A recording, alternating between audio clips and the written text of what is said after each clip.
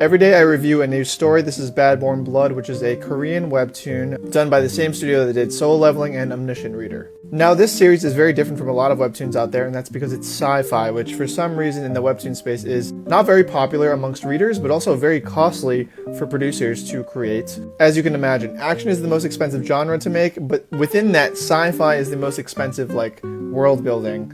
And when we look at the art, this is some of the best art, in my opinion, for comics. Color, the high concept, the design, they're the first ones that I've seen in webtoon to pull off a mech, have it look so good and reoccurring in many different panels. I mean, look at this thing. Their team must be so big. They must have a team that's entirely dedicated to creating 3D assets just to make these things like this even possible. Anyway, let's talk story. This very handsome man is part of a Star Wars-like empire. They're going across the universe, taking over nations. And then he stumbles across this other handsome young man that starts to make him question, what the hell are they doing? They even have the Force, which I thought Lucasfilm would have trademarked, but they didn't, so apparently they're just using it here.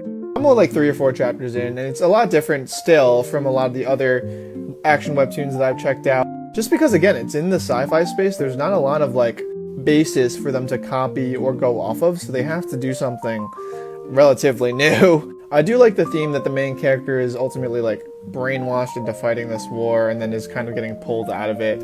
Very common in a lot of manga, but I haven't seen it a lot in most webtoons. And that might be because this series is definitely more for a mature audience. It's quite brutal, it's quite bloody, it's quite detailed. So they might be tackling some deeper themes in this webtoon than normal. And despite the high quality art, the new setting, the new everything that this series that's bringing to the US webtoon market, in my opinion, it's still being underperformed compared to a lot of the series that do the safe thing, which is a lot of isekai webtoons or regression webtoons.